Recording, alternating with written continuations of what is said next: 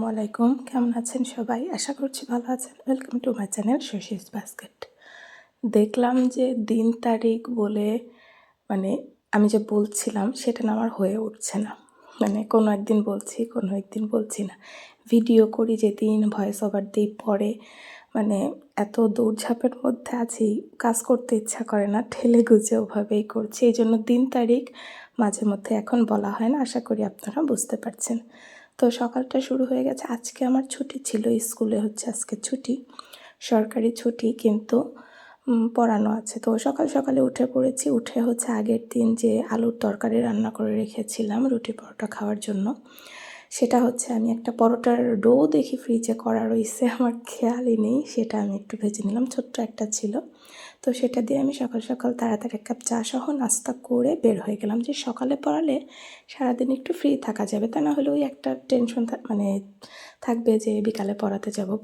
এই জন্য ভাবলাম ছুটি থাকলে সকালে পড়ানোটাই বেটার। তো সকালে চলে গেলাম, হাঁটছি, এই যে যাচ্ছি। আর সবথেকে বড় কথা, বিকালে আমি একটু বের হব।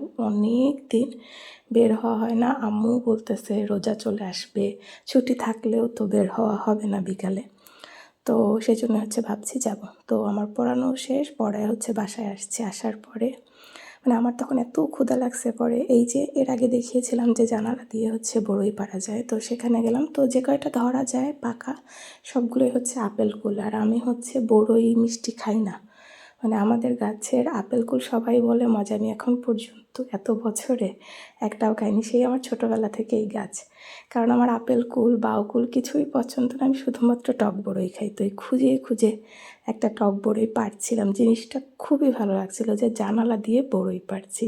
আমি বোঝাইতে পারবো না আমার কি পরিমাণ ভালো লাগছে। জানি না আপনাদের কাছে হয়তো খুব ছোট্ট বিষয়, বাট আমার কাছে এটা আলহামদুলিল্লাহ অনেক ভালো লাগছে।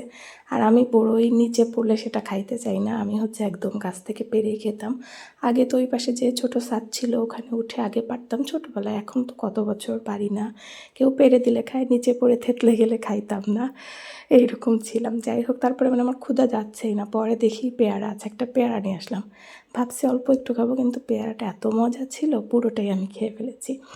আর এই যে বিকালে বললাম আম্মুর সাথে বের হবো। আম্মু ফার্মে, আমাদের যে কৃষি ফার্ম, সেখানকার যে ভেলপুরি, এর আগেও তো আপনাদের দেখিয়েছি, সেটা খেতে চাচ্ছিল। আম্মুর মজা লেগেছে, তো ওই নিয়ে যাব করে নিয়ে যাচ্ছে। এই জিনিসটা আমার খুব খারাপ লাগছে যে আম্মুকেও আমার জন্য ওয়েট করতে হচ্ছে। বিকালে তো বাসায় কেউ থাকে না, কে নিয়ে যাবে আম্মুকে?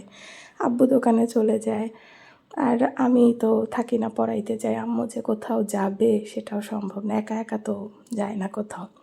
যাই হোক, নিয়ে গেলাম ভেলপুরি, আম্মুকে খাওয়াইলাম। আমার অত ভালো লাগে না, বাট আম্মুর পছন্দ। সবার টেস্ট বাট কিন্তু আলাদা আসলে।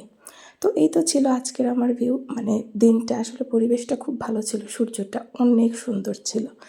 পরে বাসায় চলে আসছি। বাসায় এসে আমি এক মগ কফি নিয়ে বসেছি প্রশ্ন সিলেবাস করতে। সারা রাত ঘুমাইনি, পরের দিন রোজা থাকবো। একবারে ফজরের নামাজ পড়ে 1.5 ঘন্টা ঘুমিয়েছিলাম। তো সবাই ভালো থাকবেন।